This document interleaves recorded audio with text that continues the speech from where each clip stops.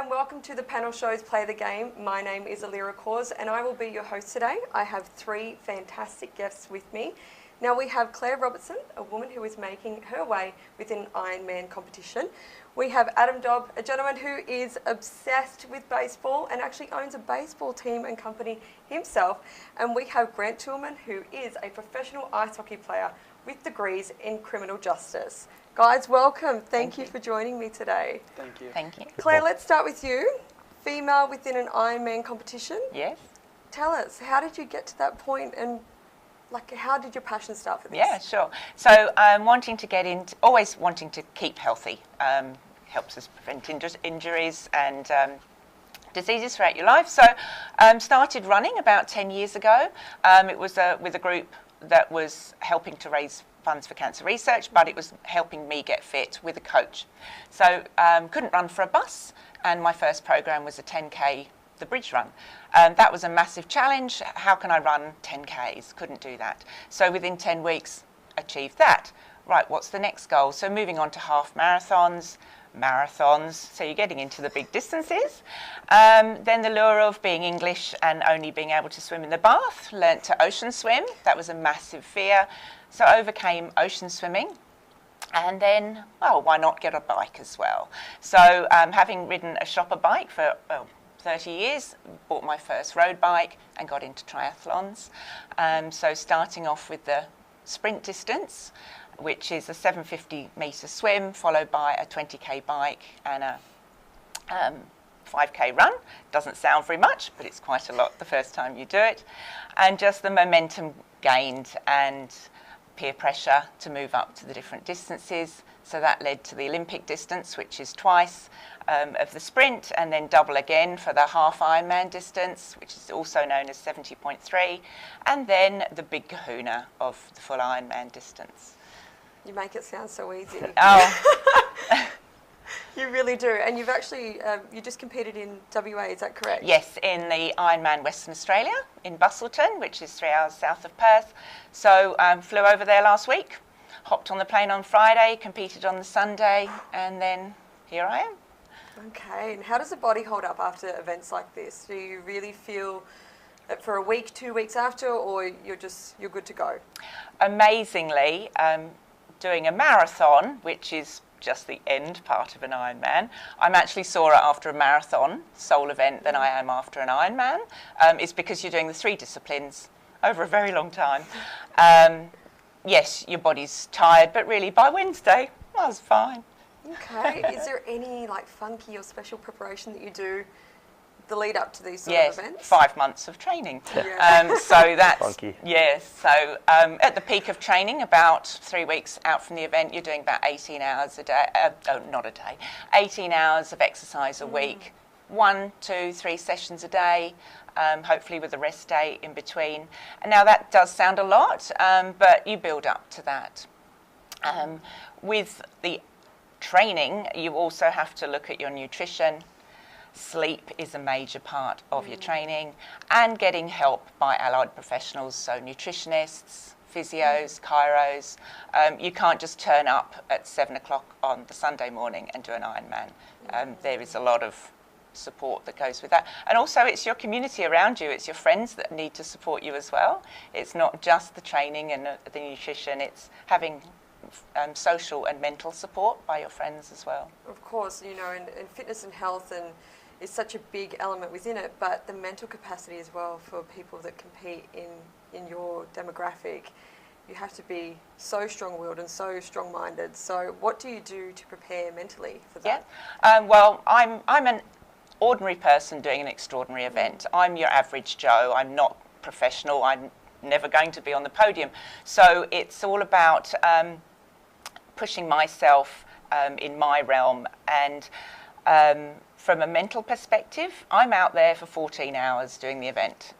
The winners are, well, the World Championship is 7 hours 40. So if you take it, I'm out there twice as long. So mentally, it's believing that you can do it, and it's you have to do the training to know there. But actually on the day, when you're putting all those three elements together, that's when the mental challenge kicks in. And it's having keywords that will push you forward, and that belief that there's that red finish line that you're going to cross. And yes, there's challenging moments on the marathon part of the event, but that red carpet, it just melts away and you fly down that red carpet.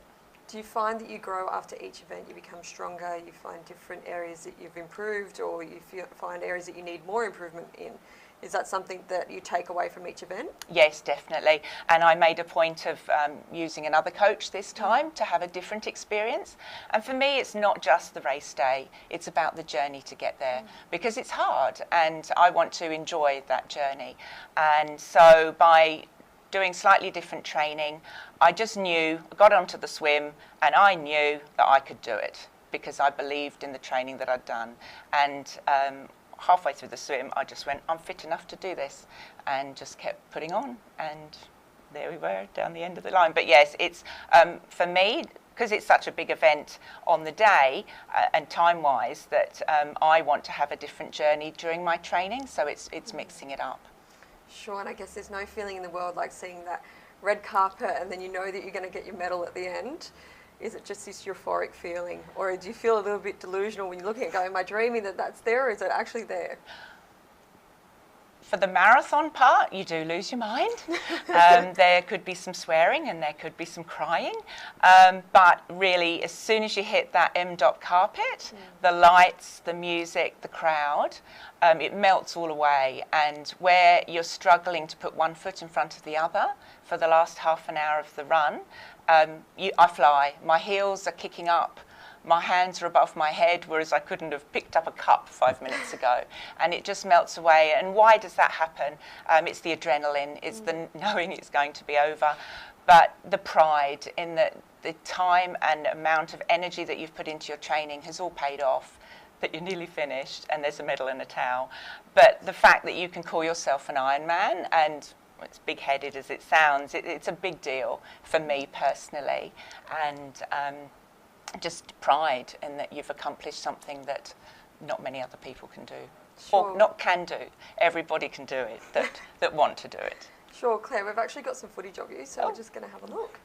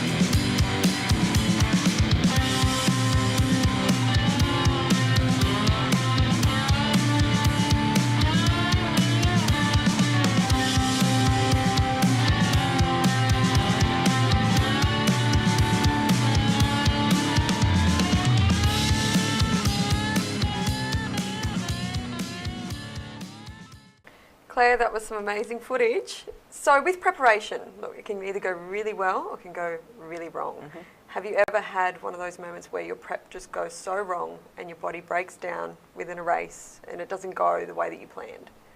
I have been blessed, but I take it slowly. So the different distances I've just jumped up, I've done 5 or 6 of that distance before going up to the next one. So I've been very lucky that I haven't been too plagued by injury in that regard. But there's always those training sessions that are horrible, that you hate, and why am I here? What's the point of this? Certainly with Ironman training, with the bike rides, you're doing 140k, 160k bike rides on weekends. They go for hours and they're just awful. So it's just, sometimes there may be tears, but it's just knowing that there is an end goal for it. Part of it is like, why am I doing this? But you just know that it's for your own adulation and your Facebook likes, but also it's pride in yourself and what you've achieved, and it's a massive accomplishment. And for me, it's to say again that I'm an ordinary person and doing an extraordinary event, but if I can do it, you can too, just by putting in a bit of time, some training and dedication, and achieving. But yes, you will have those awful training sessions, and it's just backing it up and going and putting it away. You're not going to get a PB every time you do something, so it's just pushing on. It's really inspiring, Claire. It really is. So I guess it's safe to say on weekends you don't like going bike riding. Passions outside of your sport, not bike riding and swimming and all that sort of stuff. Well, I am a bit odd, and peer pressure, and most of my friends are involved in the sport. So if we're going out, it'll be a lunch and it'll be talking about, oh, what kit did you buy, and what other events shall we do after this? But for me, I love travel, so it's planning a holiday, which usually is around a triathlon or a marathon. So it's find the event, then build a holiday around it. So New York Marathon, Queenstown Marathon. We went to Disneyland and completed the DOBB Challenge, which is 4 days of four running events. So a 5K, a 10K, a half marathon and a full marathon. But you run through Disney and you get to have your photo taken with Mickey Mouse. So why wouldn't you? So much better. So much better. And there's 6 medals, and for me, it's about the medals. Is there Mickey Mouse on the medal? Yeah. Lovely. I'm sure the body would have been really sore after that event. Well, because you have to enjoy it. So I'm not getting a PB, so I took my time, had my photo taken with Mickey and Minnie, and I have lost a few toenails through the events, but yeah, it's the good feeling, the adrenaline. And the fun of it. Yeah. Of course. So Grant, you can relate to that. Yeah, I can. Lost a couple toenails myself. Yeah. You know, Yeah, your sport is quite unique. Yeah, absolutely. Ice hockey is it's physical, it's fast, and all fights kind of break out, and that's where you're going to get some sort of weird injuries all over the place. It's exciting as well. So do you find that your prep is hard as well for games? Do you have any special protocol that you do, or is it months on end? Yeah, well, hockey players are a bit of creatures of habit. We're very superstitious when it comes to maybe the day of a game. Guys like to eat the same thing, they go through the same routines, same sort of stretching, but on a physical side of things, it's very similar where it's year-round. You're preparing for this. During the off-season, you're doing whatever it may be, weights, you're on the ice, you're doing all sort of cardio, all the kind of physical training you might need to do, and then during the season, it's more so the maintenance. You want to keep the body kind of in tune and working as well as it can, peak performance. And yeah, pretty much. Nice. So you've been playing ice hockey since you're 3. So Yeah. this is within your blood. Yeah. So I'm from Vancouver, so Canada, you live and breathe it. As soon as you can pretty much stand. Usually your parents are putting you on skates. I know my dad had me on inline skates, I think, before I could even stand up on my own. A few pictures of that. And then we're on skates as soon as you possibly can. And if it's not in organized hockey, you're going to be doing it out on the streets. You're doing with your friends. It's just the way of life back home. So we've kind of grown up doing it, and then it was just the natural progression. And I think kind of what led me into doing it the most was I have an older brother, and so always seeing him do it before me and then playing with him, and then it's just kind of the natural progression as you go through. And it's just kind of the Canadian way. Everyone plays hockey. Be quite competitive between your brother and yourself. Oh yeah, that's I can guarantee that's why I kind of turned out the way I did, is because he's 2 years older than me and he was significantly bigger than me, so he beat me always, and that's kind of where you build that fire, that competition, and then once you start playing kids your own size and your own age, and you can kind of do well at it, it just makes it more fun, and it's that competition that you get from it. So you've travelled quite a bit with professional ice hockey. Yep. Been Yep. all over the place. Yeah, I was very fortunate. I was able to kind of travel all around North America growing up, and just kind of doing our junior hockey, which is about 16 to 20, was the first time that I got to move away from home. That was about one province over, and then it was moving to collegiate for university. I was over on the other side of Canada and got to see kind of the other side there, and then right after that was the first time I got a chance to play professionally, and that's where things kind of get really exciting. I think I was over to Germany for the first time, and like what a culture shock that was. So I got to do that for a season, and then did the UK for a bit, and then was fortunate enough to find my way all the way over to Poland and Hungary. So I got to do kind of the full sweep over there, and then including in that was coming over to Australia and then getting to kind of start my roots over here. Amazing. So talking about studying your roots here in Australia, you're actually at university doing your degrees in criminal justice and law. Yes. The disparity between ice hockey and criminal justice is amazing. Yeah, Tell us a little bit about that. How did you get to that point? Yeah, there's not too much crossover. I haven't met too many people that have kind of done the same path so far, but that's one thing we're very fortunate for in Canada is while you're playing, you can earn your scholarship to go and do your undergrad degree. So I was able to go and do the 4 years paid for through that. And when I'm playing hockey growing up, the last thing I wanted to do was go back to school. Like high school was just kind of getting through it where you had to be there. And then it was during the 4-year undergraduate degree that I realized it doesn't suck. You don't hate it. And I kind of enjoyed it more and more. And then I took a little break there to go play professional over in Europe. And then it was while I was over there, I was thinking more and more about how much I did enjoy it and maybe pursuing something afterwards for hockey. And then it was just completely by chance that I ended up in Australia. It was a friend of mine, Todd, from about 10 years ago. I met him in Canada. He was playing with one of my friends, and he just sent me a random Facebook message, "Hey mate, I have a proposition." And I turned to my friend, I was in Manchester. I'm like, "I'm gonna go play hockey in Australia." You just know right away. So I ended up coming over here, and so for the first 2 years I was here, it was just to play hockey and just kind of enjoy the lifestyle over here. It's great. And then that's when I started kind of looking into the schools over here. And because it's the Commonwealth countries, the legal programs or legal systems they all kind of work together for the most part, so they're transferable. So I realized I was able to do my schooling over here. And once I figured that out, I signed up. I'm here for 3 years, and it's definitely a culture shock. And I'm actually, during the season, they overlap. So I'll be in the library for 8-9 hours just reading, just my mind melting. And then I walk over to the hockey rink because it's right across the street from the school I'm going to, Macquarie. And then you go and play a game. So that's about as stark differences as you can find. Amazing story. We're just going to take a short break and we'll be back soon. Welcome back to the panel shows Play the Game. I am speaking with professional ice hockey player Grant TOULMIN.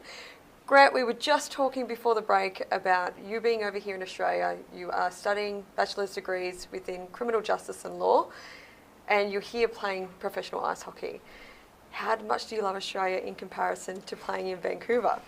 Oh, it's awesome. I mean, it's so easy to just fall into the lifestyle over here. I mean, we're not used to winters dropping down to a freezing 15 degrees. So we get down, like, I mean, I was playing in minus 60 degrees at some point. So this lifestyle is very easy to live here. As for the hockey, it's definitely a bit of a culture shock on the difference for it.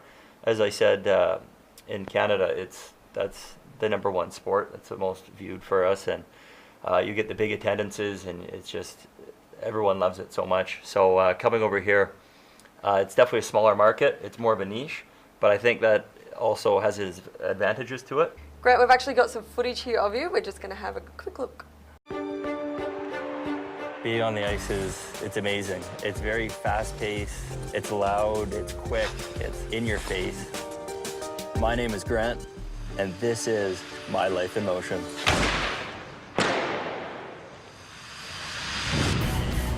I'm a forward for the Manchester Storm in the Elite Ice Hockey League.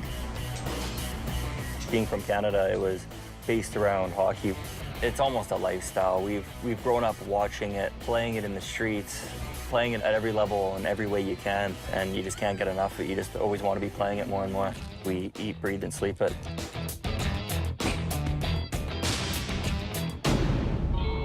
You step out on the ice for the first time, the air is crisp, it's cold, it hits your face, and you just know that you're about to go to work and do what you love. You ready? Okay, he's ready. 1, 2, 3. When the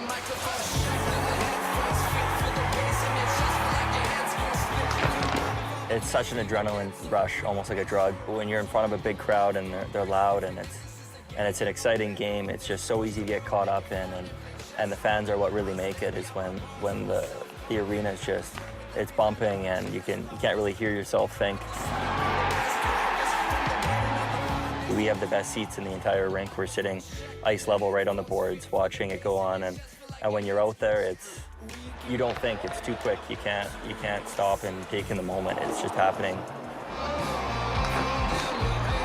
You'll see a lot of fights. It's part of the game, and tempers they get heated really quickly. So aggression flares in a heartbeat, and you get caught up in the moment very quickly. To say my job is to play hockey, I think that's the coolest job on earth. Unbelievable getting to wake up every morning and just having to worry about going to the rink and doing something I love. It's really cool. Grant, that is quite intrusive and invasive sport, but looks like you love it. You really do. Can you predict that professional ice hockey or ice hockey within Australia is going to go up on the rise like it is in Canada? It's definitely going the right way. I've already been here 4 seasons, which has gone by in a flash. But just from my first year to my 4th year, you can already see such a growth from how the teams are developing as a whole within their management and what they're doing to attract fans. We have one guy on our team, Scotty Stevenson. He's our captain as well as kind of our marketing director. So he's the one who comes up with all the wild ideas to get guys out. And I mean, at one point he had me in Speedos and I had the zinc on the nose and the helmet and was going over the rules of ice hockey. So he gets us doing all those kind of things, but it transfers into more people coming. You can see more fans coming out to the games. And all the way across Australia, we play all the way across the country, and you can see it's growing, and that filters all the way down to the youth. You can see a lot of the time before our games and before our trainings, you'll see the youth teams training, and the numbers are growing, and there's more and more coming, and that's really cool to see, because in Canada, you don't notice it as much because everyone plays, and you're so used to it. But when you can actually see it growing and having more people come up and just being so excited by it, it's a lot of fun. So it's really cool seeing it from the other side. Speaking of youth, if you come into, I guess, play with a young Australian that wants to start somewhere in ice hockey, what piece of advice would you give them? Oh, stick with it. It's a lot of ups and downs. You're going to have some bad days, bad months. You're going to have some bad seasons. There was multiple points in my career where I was so fed up, sick of it, and just didn't think I was going to be going anywhere. And it can really put you in a bad place when you think about it too much. But you just have to revert back to why you play. It's a game. We love it. You enjoy it so much. So anyone going through and coming up is just stay with it, have fun, and if it's ever getting too serious, just remember you're just playing a game. That's it. I think we sometimes forget that the fun of it, we forget that it has to still be fun. So I think that's a beautiful piece of advice for someone that's watching. So, you're studying as well. That's so content heavy, plus keeping up a professional career.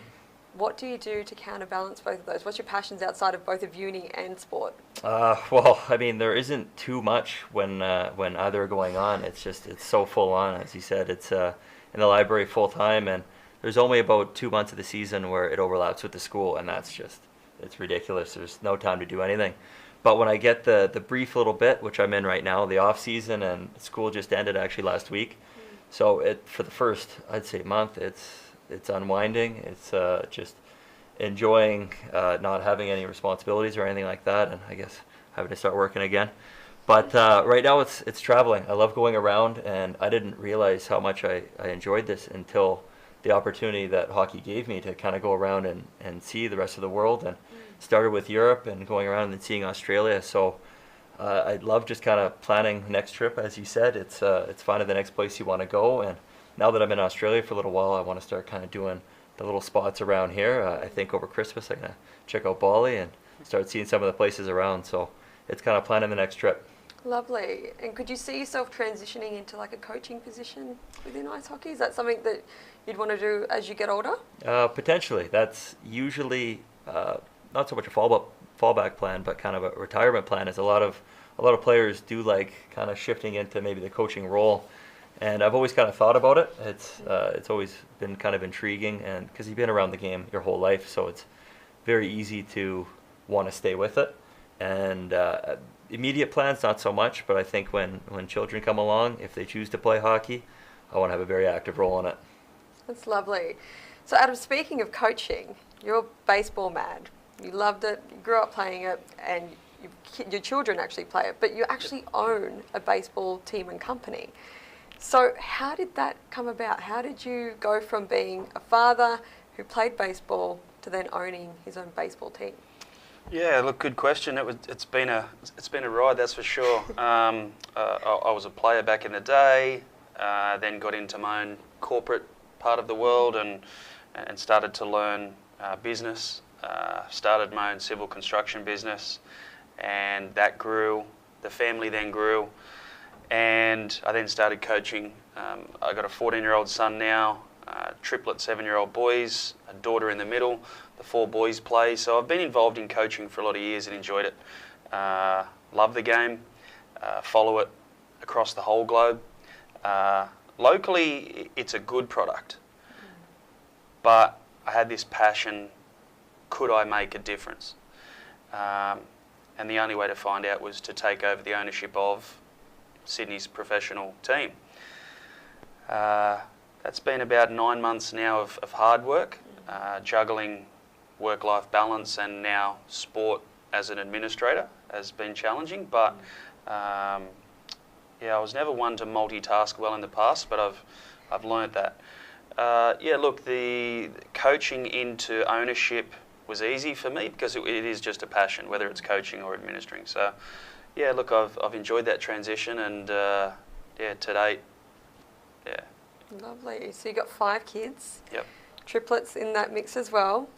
Are you going to push them to try and play baseball? I know one already does, but yeah, is it something that's talked about over the dinner table, or they want to do their own thing? Yeah, look, our house is driven by baseball at the moment. Yep. My wife tries to push the conversation a different direction sometimes, but it always comes back. My eldest son is right into it, loves the game, trains by himself most afternoons, trains with his teams when he needs to. And I think his younger brothers are seeing that, so they're kind of heading in that direction. But we have pushed them towards soccer and other things to give them an opportunity to try other sports in Australia. But at the moment, it is it's a baseball mad household. It's not such a bad thing. No, it's okay. So you own the Sydney Blue Sox. Yep. What's the normal crowd attendance for these sort of games, and when do they run? Yeah, so we're in. The season started November 15, runs through to the first week in November. It's played every weekend. There's 4 games played each weekend. That can be a mixture of Thursday, Friday, Saturday, Sunday games, or they tend to mix a Saturday doubleheader in there sometimes, depending on how they have to transport the other teams in from Auckland or Perth or the distant teams. 40 games throughout a season across 10 weeks means those 4 games each weekend. And yeah, look, the season right now is into week 4, and the team has started well. I think we're 10 wins and 6 losses, and yeah, look, the competition is growing in Australia as well, which is great. So yeah. So you also own a civil construction company as well. Yeah. So you're still managing that plus doing the administration for the baseball team. Yeah. That would be quite a heavy burden to have at times. Yeah, it is. It's, again, fortunately, the passion I have for both allows for those long days. The phone doesn't stop, the laptop's always open. always on the road, catching up on phone calls. Managing the time at home is probably one that I've really tried to work hard on of late. Making sure that my number one priority, which is my family, is still being seen to be, given the time that they deserve. So that's been a real deliberate act of mine through those hours, and then after they go to bed, I'm back into it again, and not getting a great deal of sleep at the moment. But again, I'm loving it and getting by. Of course, continue to do it while you love it. That's what they say. Yeah, exactly. So, for a novice, someone that's never been exposed to baseball, what would they get if they turned up to one of your games? Experience, the atmosphere, what would we get? Yeah, one of the things I really tried to change this year, and Grant would understand it, he's witnessed it, is a real American feel to the baseball. And they do it very well. Entertainment through dancing and activities on the field, and a real eccentric mascot, and great music that has you sort of dancing in your seat. Hot dogs and beers. Yeah. We got some great food this year too. Nachos in helmets that you really struggle to finish. Literally foot-long hot dogs. Plenty of drink options. So we're trying to create a really entertaining night out. Affordability is important. So yeah, look, fans to our stadium has been the big driver this year. We've stepped away from streaming for this year. We want to make sure that Sydney gets to witness our product. So yeah, we're getting a lot of fans out there. To answer your question on numbers, our numbers are nearly double on last year, but in saying that, it's still 1,600 to 2,000 a game. So yeah, look, the stadium holds about 2,000 to 2,500. So it's a great atmosphere right now. But it's not our NRL, AFL type crowds that we have in our country. So we've still got a little bit to go there. And you spoke about passion. So where did that start for you? Was your family involved within baseball and that's where it started, or was it a friend, or was it something that started in a park? How did you come across baseball? Yeah, baseball started, I was a cricketer naturally as a young Aussie kid for a long time. We did it at school when I was younger. I might have been 13, 14-year-old, and came home and spoke to Dad about what I did today, and then he told me about when he played. Yeah. So all of a sudden, the passion that I already had for anything I did in life, all right, where do I get a glove? How do I get a bat? Practiced, went and joined a club, and it just kind of never looked back from there, and built some wonderful friends, got to travel the world with the game. So yeah, I think now it's just me giving back to younger kids and trying to share that same experience that I had, down to professional now, where I'm trying to give those players an opportunity to play in front of big crowds, and trying to help them with marketing ideas and improving our social media numbers for them. I didn't do it this year for me. There isn't money to be made in professional sport in Australia. So I'm giving back to the players that have been there for a couple of years and worked hard, and Sydney Blue Sox haven't been successful in that league for a long time. So we're looking to change that this year. Definitely sounds like an amazing journey. We're just going to take a short break and we'll be back soon. The presence internationally, geographical knowledge of who Sydney is. For me, Sydney is a must-be successful type area, and I want to drive that. My name's Adam Dobb, and I'm all in on the Sydney Blue Sox. Baseball has been a big part of my life from 15 years of age. So for me, I've always wanted to take it to the next level. An opportunity to be a part of a franchise like the ABL was exciting for me. It was the next challenge for my life that I wanted. And I really want to be a part of the turnaround of Sydney. My business life has always been about opportunity and turning things around to be successful. What a better place than Sydney to have the opportunity to turn it around. We will be successful in the next couple of years. Fan engagement is massive for me.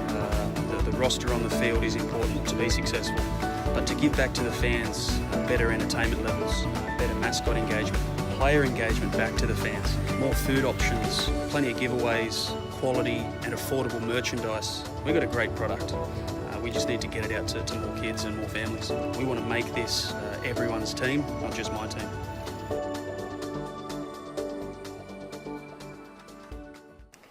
Adam, that's some fantastic footage. that must have really hit hard with you, you know, taking over that company, tearjerker. It must have been a very proud moment for you. Yeah, look, proud's a good word. I've publicly said that the team isn't about me.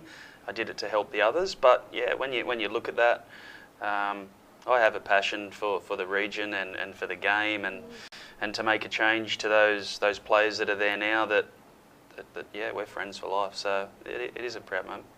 And outside of business and sport, Yep. what are the things that counterbalance all the madness? You know, what do you love doing outside of that? Outside of my business and outside of this sport, there isn't many hours left in the day. So it's maximising that family time. An art that I'm yet to profess, but working hard on. I've got 5 very loving and enthusiastic kids that you know don't sit still for long, and pinning them down and spending that quality time with them is something that I'm working on now. Passion outside of that, I'm really passionate about a lot of other sports. I try and listen and read as much as I can on successful people in life, sport and business, and even there was an adventurous recently, and I thought, what makes that guy tick? I've been interested to hear these 2 stories today. Sometimes I think I'm just looking for just that 1 or 2 that little things. inkling that just gives you that's something. Each day just trying to get a little bit better. It must be really inspirational for your children, those who look at Dad, who's hustling away. Yeah. He's got his own baseball team. He's got his other business. You know, that's really inspiring as a parent myself, knowing that your children really look up to you and you're awe-inspiring. So it's really nice that you take time outside of the manicness to. Do you give them business tips? Do you tell your 10, 14-year-olds, you know, this is how you do business? Or? Yeah, I think I'm at the stage now that the 7-year-old boys, I'm just letting them be boys at the moment. They don't stand still long enough to be educated in that. My 10-year-old daughter, she figures the world out anyway, so she's hard to talk to. My 14-year-old son definitely, but not even business, just life skills that I wish I'd have learned at 14. Yeah. What's coming up next year? How you should speak to your mother. You know, what is going to be next in your life with your relationships, sport. He's at a stage now where he's sport mad but wants to go through the college program. Well, if you don't start thinking about school now, mate, the college program won't be there. So yeah, I think it's more life lessons with the kids at the moment, but yeah, I'm hoping that some of those life lessons will also be, you know, business lessons as well. For me, my business strength is relationships and networking anyway. The financial management and human resource management comes with education, but yeah, if you've got that networking you know, background ingrained in you, it just makes it a lot easier. Sure, we just touched on it before, but if someone was watching this and they don't know where to start, whether they wanted to become an Ironman or a professional hockey player or a businessman and own their own baseball team or soccer team or whatever, what advice would you give to your younger self, or would you give to someone that is wanting to start and they just don't know how or where? Yeah, look, a good question. I think I'm more passionate than most, sometimes to my detriment.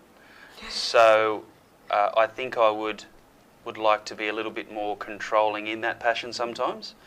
But the advice I would give is, if you have a desire to do something or an aspiration to do something, do a little bit of research. Don't go crazy, because I've made more mistakes than most people.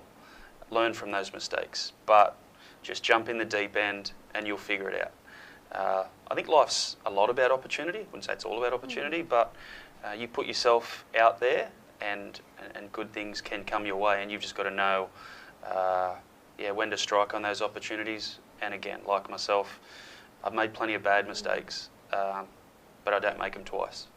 So I think it's just trying to grow each day. Yeah. I have that theory, you know, where it's like in life you need to learn which hands to shake and which hands to hold. Yeah. And it's a very fine line where you have an opportunity or you have a lesson. Yeah. And sometimes you just got to bite the bullet and you'll find out either way. Yeah, I agree. Claire, what advice would you give? Yes, well, triathlon, these sections are individual or solo sports, but I'm a team player and I'm a team person. So for me, I couldn't think of anything worse than going for a run on my own. So it was, and they're all, well, apart from cycle, they're cheap-ish sports. You just need a good pair of running shoes for the run, goggles and a hat and a cosy for the swim. So for me, it was joining a group. So I joined Can2, and that was a great friendly community. So we got coached. That to me was important. If I was going to go and start running, I could pick up bad habits and cause injury. So for me, by having a coach direct me and give me tips was what got me into the sport, and then the community around it. And then you pick up tips as well, learning what shoes do you buy? Do you need to spend a lot of money on a GPS watch? All those sorts of things. And then into the swim, that for me was being around people with water safety, because I'm petrified of the surf. So it was that, again, people around me, and getting into the pool, and being coached on stroke correction and things like that. So for me, even though they're individual sports, it was being around a team. And it's just not just the race day is what the goal is, it's the journey along the way. So it's all those training sessions, but more importantly, the coffee and the breakfasts afterwards. So I have really interesting conversations and learn a lot more about the friends that I do sport with than the friends that I would socialise on a Friday night, because we're out there for hours just talking about everyday things, about work, about life, and it's just getting to know people when you're sober, but doing a sport that you're going to feel good and healthy at the end of it. And that's it. You touched on two good points. You know, a coach or a mentor in life, whether it's within sporting or business, are two imperative things that you need. But then also the journey is what you need to focus on, not the end state. The end state is beautiful, but the journey is the most beautiful part. And I think you expressed that quite well. And race day can go bad. It's not prescribed, it's not written down of what is going to happen, and your results, you're not necessarily going to do your best on that day. So if you have really great training events, and times with your friends, then that to me is what the journey is all about, and it's part of the fitness. Interesting. And Grant? Yeah, very similar to that. Is just there are going to be bad days. It's not always going to go as you hope. So it's kind of following through and sticking with it for the most part. But if I were to tell myself back in the day, it would be just be more of a sponge, absorb more. Like when you're younger and you're playing with kind of kids your own age, things might be going well, maybe you're doing very well and succeeding, and a lot of the time, well, for myself, I would maybe not listen as much as I probably should have, because I know my dad was always giving me fantastic advice looking back on it now, and a lot of the time I'll be like, I had a good game, I scored, what do you mean? And he'd be like, well, you could have maybe tried this maybe next time, something like that. And same with coaches all the way through, is they're always giving you this advice, but maybe just not absorbing as much as I probably could have. And looking back at it now, I'll come to a point in my life where I'll be like, oh, okay, well, that makes sense now. Maybe I should have, if I listened to him 8 years ago, I would have known what I know now. So it's, it's throughout the entire process. It's just, enjoying it as much as you can, staying with it, and just going along with it. Awesome. So what's the plan for 2019 for all three of you? What have we got in store for you guys? 2019 is going to be pretty similar to 2018. I'm starting... Well, I will be entering my final year of law school, which is very exciting. And with that is the fourth season with the Sydney Ice Dogs. So very excited, but in saying that, I know I'm going to have to be kind of juggling both at once. So it'll be a little bit stressful, but it's so exciting. And Claire? Oh, triathlon. There's one in February in Huskisson. There's one in Port Macquarie in May, and it's not that 70.3 in Kona is not a qualifier, so I'd like to go to Kona in Hawaii and do the 70.3. Wouldn't that be fun? That would be beautiful. You have to qualify for the Ironman distance, so I can support that one, but I could compete in the 70.3 in June, so that would be fun. And Adam? Big 2019. The start of 2019 will be the end of my first season with the Blue Sox. March, my son plays in Japan. July, I'm taking two New South Wales country teams to California and San Diego as an experience for those young men. Then our season will start again in November. Be the father in between and keep running a business. So, It's all very exciting for you guys. Do you think that you could cross-pollinate into each other's area and genre? And do you think you could do an Ironman? Could you do an Ironman? Is that something So I know that I definitely can't skate. My balance isn't all that good, but I love ice hockey. Yeah. If we could do it on carpet, I'd be all for it. And I don't think I have the mental capacity to get through to learn to run that far. I don't mind running. I don't have the patience at the moment to teach myself to run that far. So I sit here and listen to these two athletes, and I'm in awe of both of them. If we can, you can too. For sure. That's it.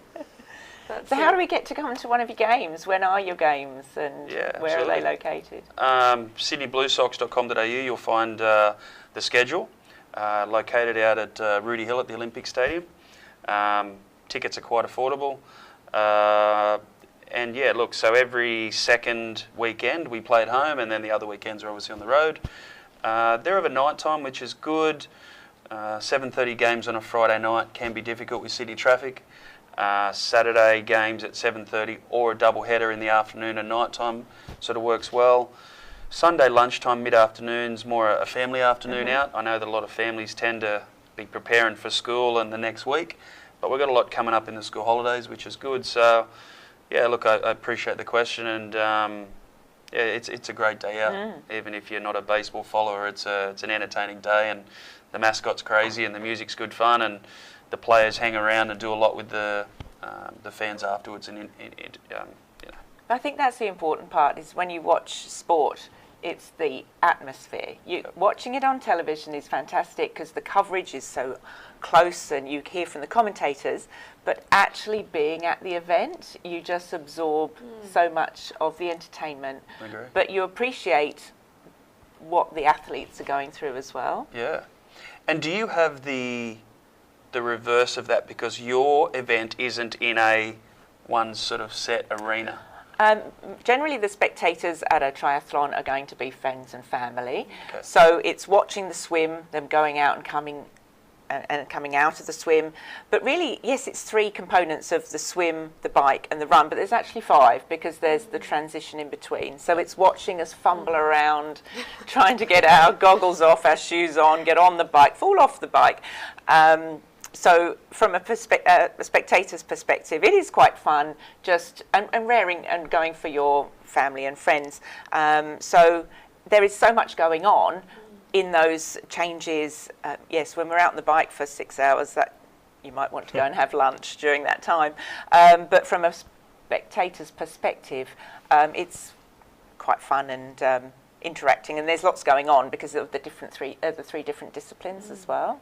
And then your spectators, yeah, ours are hot always dogs, pretzels, beer. Yeah, they seem to always be pretty riled up. That's it's definitely a sport where you need to see it in person, because you need to see kind of the aggression and just how physical it can be at times. And we do have a very special breed of the spectators. It's always pretty loud and a lot of fun, and that's one kind of cool part of kind of going to the different countries I've been, is each one's been a little bit different.